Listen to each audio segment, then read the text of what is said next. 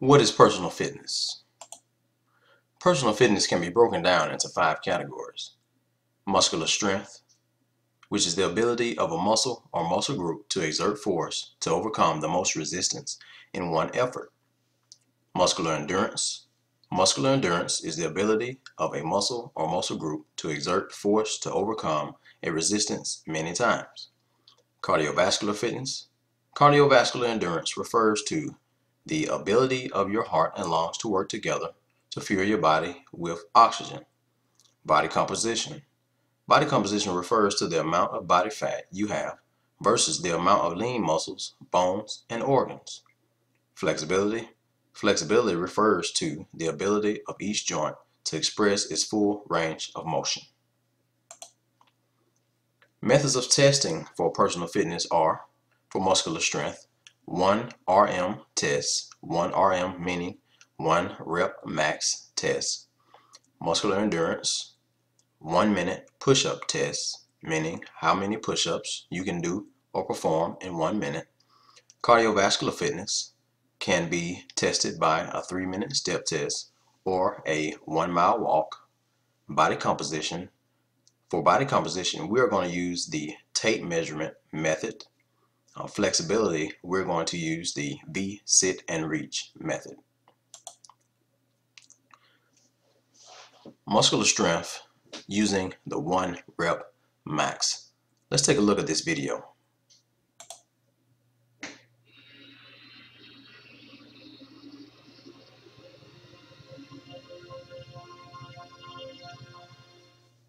What's going on, guys? It's Shaw with Pro Science Bodybuilding, and I'm here today to do a 1 rep max video for you guys.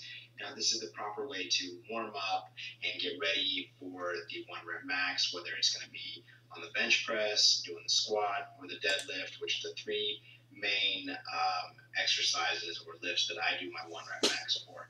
These guidelines are from the CSCS certification. That's the Certified Strength and Conditioning Specialist.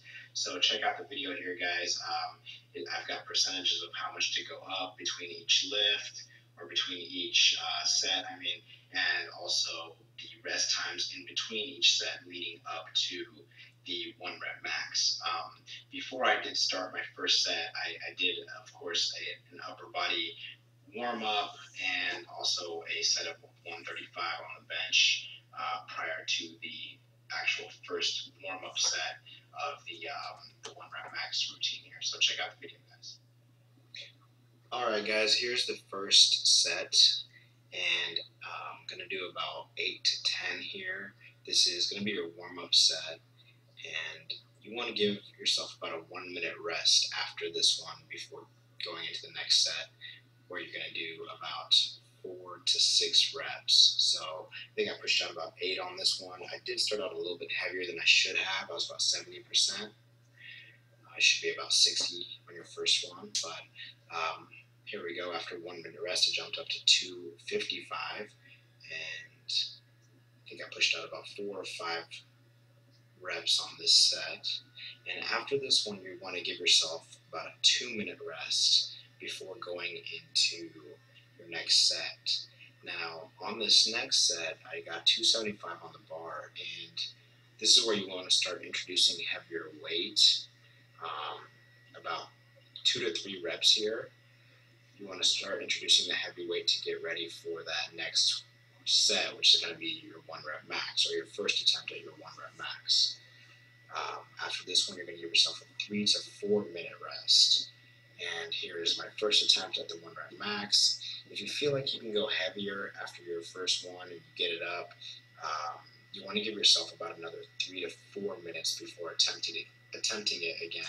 Here I have 305 on the bar, and I got it up fairly easily here. So I gave myself another 3 to 4 minutes rest, got back on there with about 315 on the bar here, and I did manage to get this one up. I did struggle a little bit, but I was able to get it up on my own, as we can see here.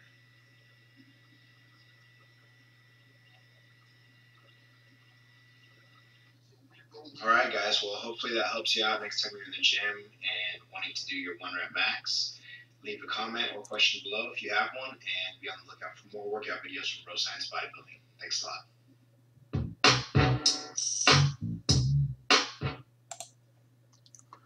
So what does the 1 rep max mean? The 1 rep max that you just saw in the video, or the 1 rep max that you perform, can be measured by the table that you see on the screen.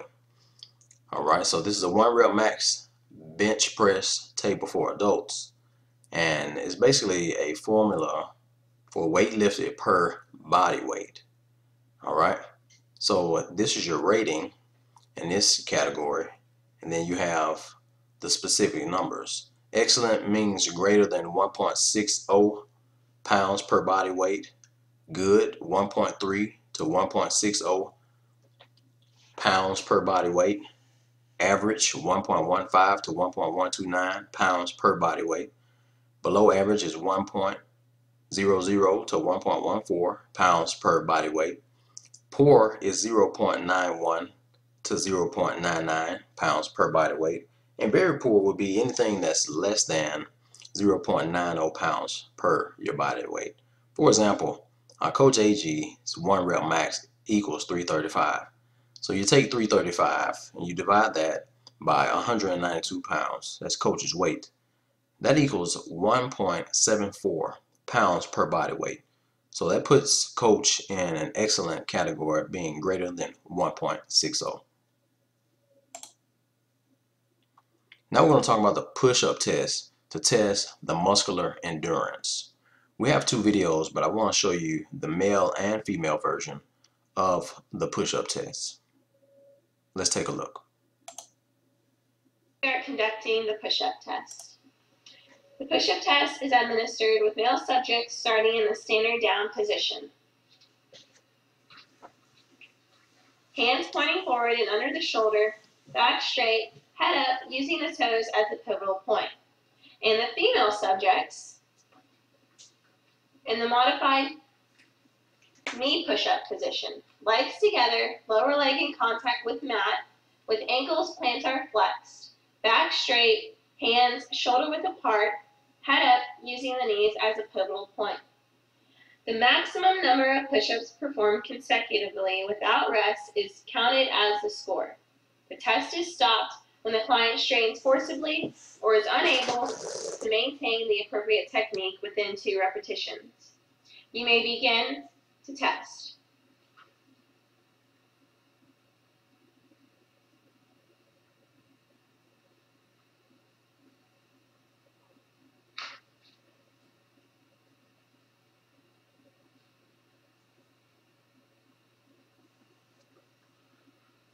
Good job. Keep it up.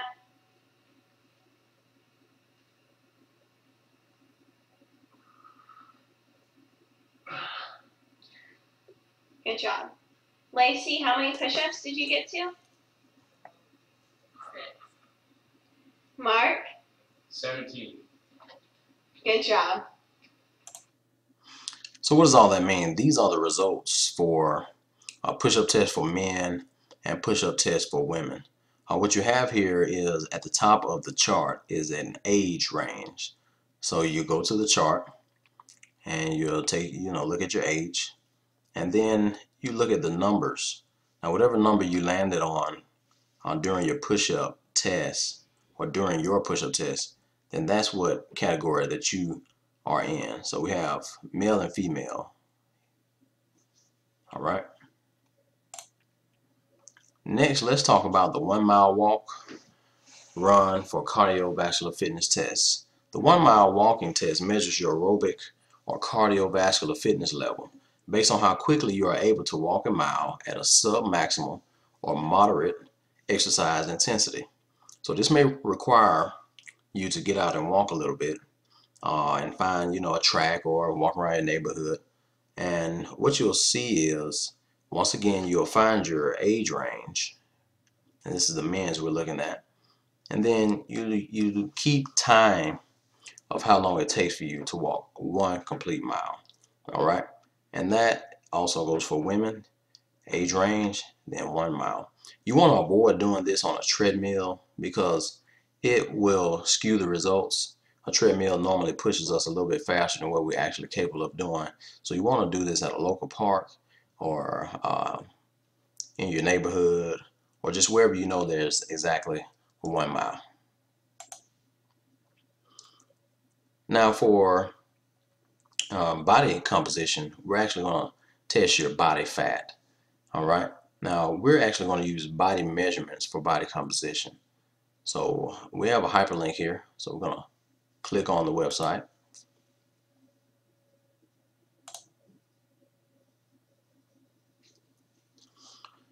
Now as it comes up, you will see that there are, once again, a male section and a female section. All right. So there are several different ways we can do that, but we're going to use a tape measure method because I know you're at home and this is the easiest one. So you want to make sure that you have a tape measurer on hand. All right. So you're going to measure your height. Let's say the subject is 68 inches. All right. And let's say the neck is about 16 inches. And let's say the abdomen measures about 32 inches. All right. Now this is a software that's set up to calculate your body fat. Also, let me remind you to make sure you put your age. Let's say he's 29, and the weight in the weight category. Let's say he's 192. Then, very simple, you're going to hit calculate. And you'll see that this individual has 11.98% body fat. So meaning that he has 22.99 pounds, about 23 pounds of body fat.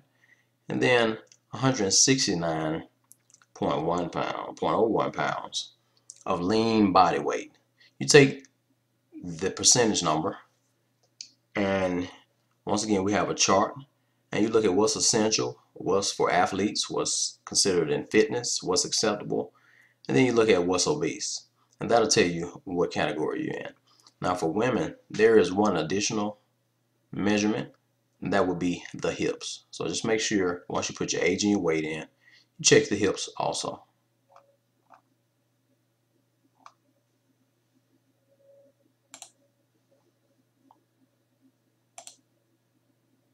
Now let's talk about the sit and reach, which measures your flexibility.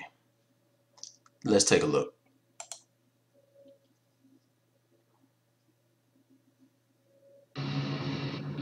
In this video, we're going to demonstrate the trunk flexion test. To perform this test, you just need a yardstick and a 12-inch piece of tape. To perform this evaluation, have the subject sit with their heels touching either side of the tape. Then, with their hands overlapping, have the subject lean forward, exhaling with their head between their arms. Measure the farthest inch mark attained after 3 tries.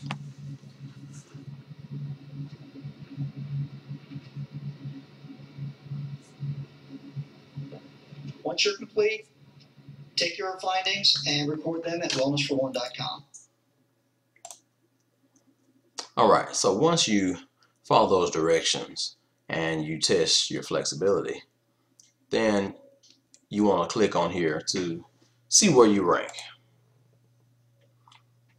Once again, we have a link that takes us to a website that gets us right on the chart for men and women, and you can see what's from super to very poor based on how many inches you got based on your sex. So we have a men's section and a women's section once again. So now it's time for you to perform all 5 of the fitness tests and record your results.